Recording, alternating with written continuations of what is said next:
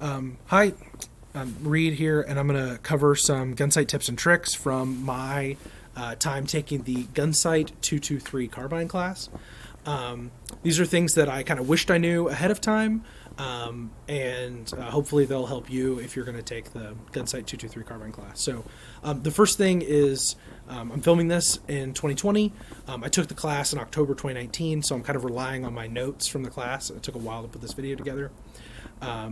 And there is an ongoing ammunition shortage, so we'll start off with ammo. The ammo that they list that you need for the class already includes the kind of buffer that's required. I ended up flying with more ammunition than they needed, and I had way more than my extra buffer left over at the end of the class. So if they say you need 1,000 rounds or 1,200 rounds, like that already includes the buffer that you need. The second thing was we used less pistol ammo than I expected. I forget what the actual limit was, but we did transition to pistols, but we just didn't. The volume of fire on pistols wasn't there. It was mostly about showing you how to use pistols with your rifle. The next bit is bring factory ammo of one type, preferably the same case. So if you're going to shoot with 55 grain PMC, then bring 1,000 rounds of 55 grain PMC. Don't bring 500 rounds of 55 grain PMC and 62 grains of green tip and something else. Remove that variable from what you're worried about for the class. Second or third, bring the gear that you have or want to use and learn how it works. This is one of the things I thought was pretty cool. You don't need to go buy a ton of gear for the class unless that's what you want to go do. Classes are a great way to safely learn how to use different pieces of equipment. I know that over the course of 7 days, I learned that my sling was super comfortable and that my mag pouches kind of bit into my side when I was laying on the ground and things like that. It was super helpful. So, like, if you have a new piece of gear that you want to try out, take it to the class, see if it works. If it doesn't work, it probably won't make or break you, unless it's your rifle.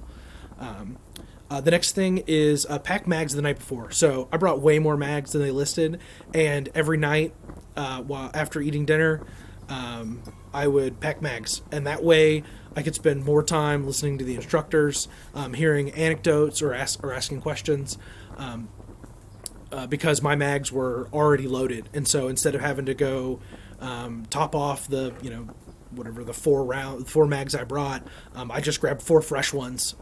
This was super helpful, and I highly recommend it. You don't get a ton of time in your year with instructors, so maximize the time you do spend with them.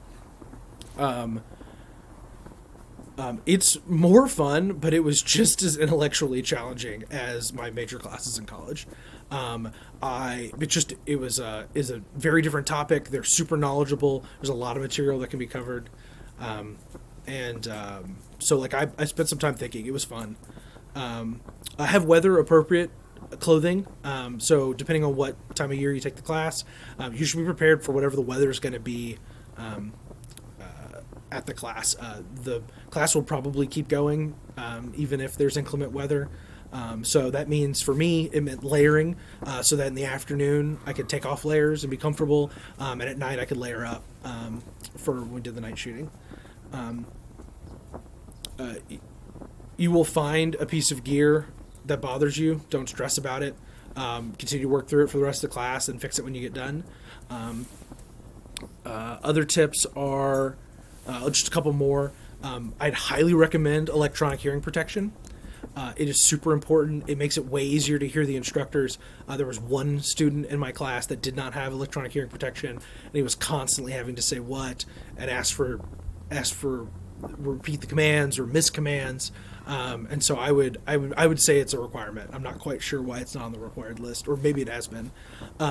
The reason why the hat is a requirement, I thought that was kind of goofy, is you put a name tag on the back of your head, so that the instructors can learn your names more quickly, and they can also call out your name while you're on the firing line without having to get in front and see a name tag on your chest. So I thought that was interesting. A dump bag was a must, because it's super handy to be able to take partial mags, drop them in your dump pouch over the course of the day, or like an empty if you're going to do reload drills. it's as opposed to taking up a mag pouch.